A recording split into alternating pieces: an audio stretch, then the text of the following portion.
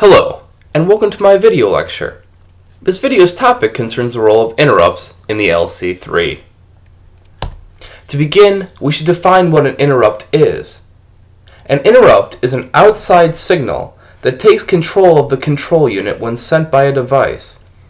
Interrupts are asynchronous and occur outside the currently running program. Analogous to interrupts are exceptions, which are synchronous disruptions caused by the program itself.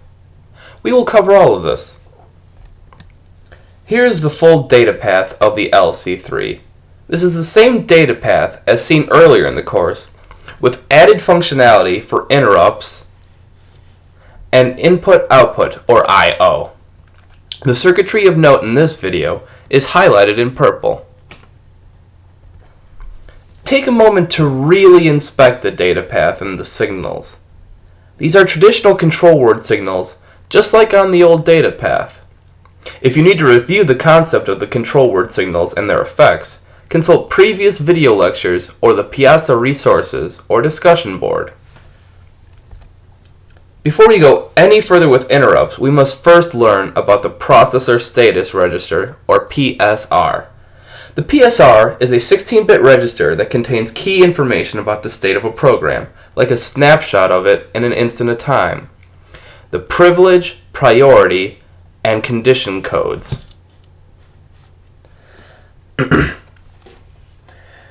Privilege refers to whether the program is running in supervisor or user mode. Priority refers to the priority level of the program. Condition codes are the NZP values of the program. All of these concepts are given their own modules in the data path.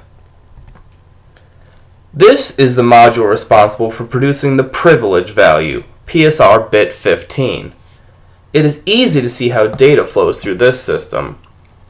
A specified set.priv value and bit 15 of the system bus value are passed into a mux selected by the PSR mux signal. The passed signal will continue to the privilege register where it will be written to the register when low.priv is 1. The value in the privilege register is passed into the control unit and to a tri-state buffer with gate signal gate PSR. This is the path to the control unit. This is to the tri-state buffer. It's bit 15. If gate PSR is 1, the value is passed back into the bus as bit 15. Now we know how the circuitry works. Let's discuss the significance of the privilege value. As we already know, privilege signifies how the program is running, either in supervisor mode or in user mode. What this means is that the LC3 allows certain programs to use OS resources if they have supervisor mode clearance. This is done to prevent user-made programs from using sensitive resources. Not all interrupts are equal in importance in the LC3. To dictate which interrupts are of more pressing concern to the control unit, interrupts are assigned priority levels. Again, this module is easy to understand. There are two initial inputs of note: the input priority and bits 10 through 8 of the PSR off of the system bus, the priority bits. These signals are passed through the mux by the PSR mux signal, where it can be loaded into the priority register when load.priority is 1. The value in the priority register is sent into a comparator against the interrupt priority, and also to a tri-state buffer with gate signal gate PSR that can pass the value as bits 10 through 8 of the system bus. If the interrupt priority is greater than the program priority value, the int signal, located here, is a 1 and is sent to the control unit. Programs and interrupts are given priority levels ranging from priority level 0, the lowest, to priority level 7, the highest.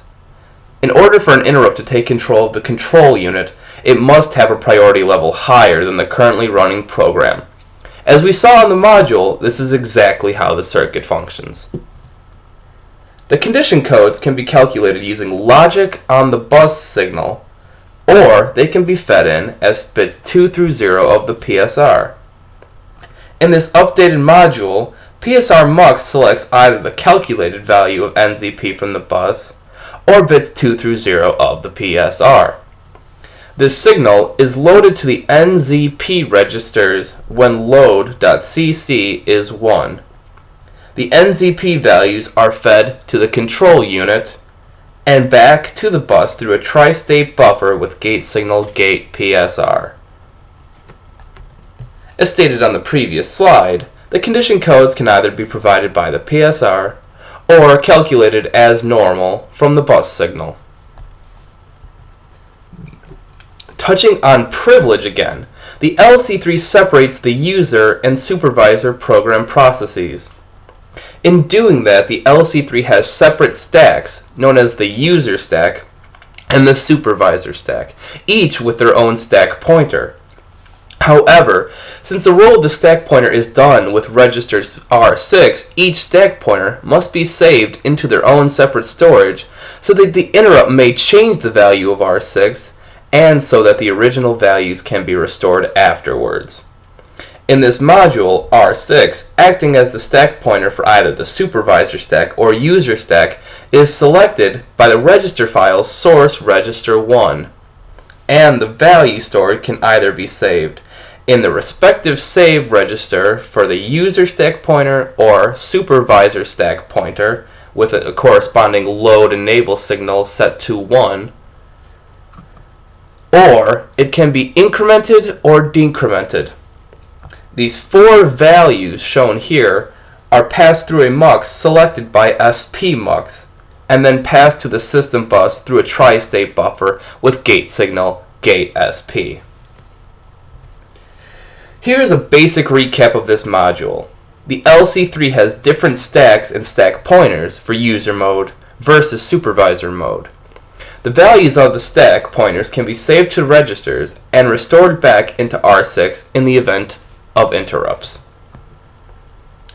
Now, if you're familiar with the LC3 microsequencer, you'll notice that the interrupt signal INT or int is only a single bit, yet there is potential for many different kinds of interrupts. In order for the LC3 to understand what kind of interrupt it is dealing with, it requires additional information from the device about the nature of its signal.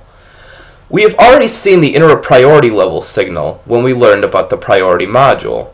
However, the LC3 requires additional information about how to execute the appropriate response to the interrupt. This information is presented in the form of an 8-bit interrupt vector, or int-v, which is a memory address pointing to the address of the interrupt service routine, or ISR. The ISR is a program run in response by the LC3 to the interrupt. In this module, a 16-bit memory address is constructed from 2 8-bit values. The 8 most significant bits will be the hexadecimal number x01. The 8 least significant bits can be either hex number x00, hex number x01, or the interrupt vector int-v. All of these values are parsed through a mux selected by vector mux and loaded into the vector register when load.vector is 1. All 16 bits are pushed onto the bus when gate vector is 1. Once the signal is created, it is sent through the memory unit to retrieve the service routine starting address. The service routines in the LC3 are stored in memory, starting at the hexadecimal address x0100 all the way through x01ff. The service routines are split in half, with half of them designated towards exceptions, starting at x0100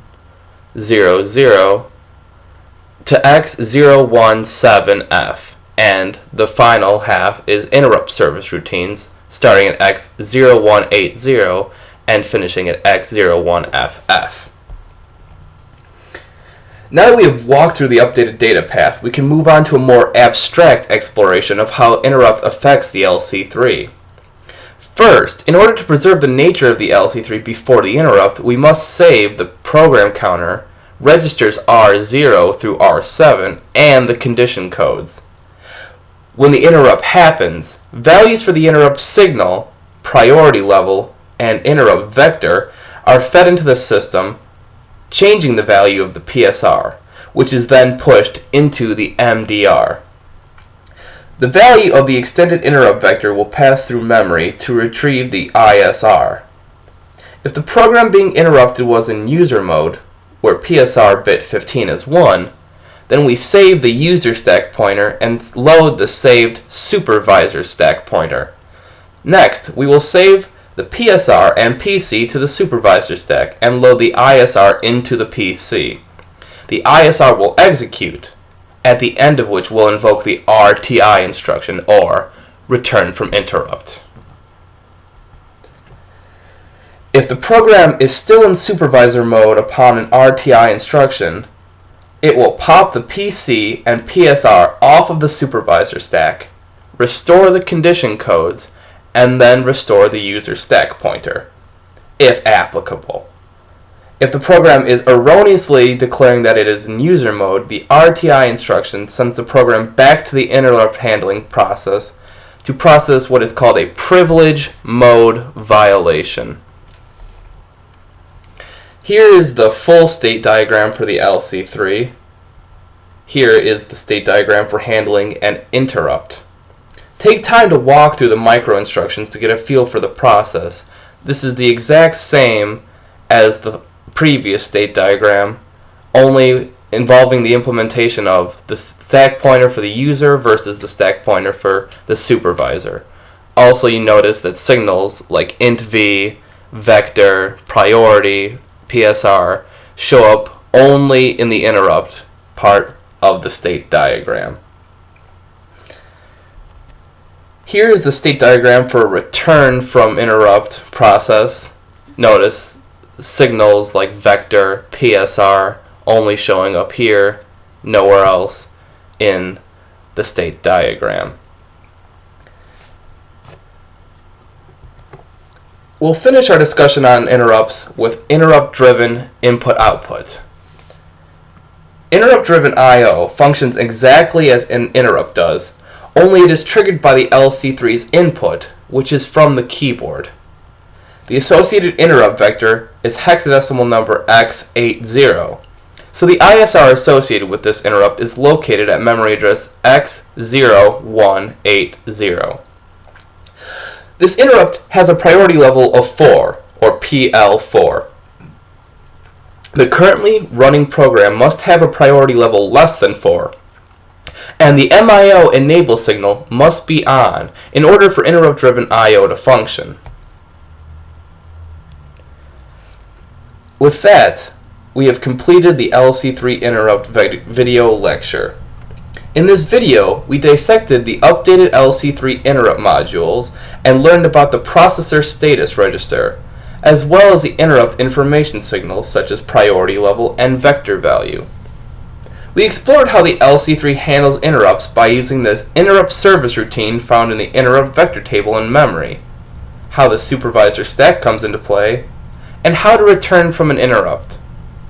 Finally, we covered interrupt-driven I/O in the LC3, which is caused by the keyboard input. To learn more about related topics, please consult other video lectures or the ECE 290 resources. Thanks for watching!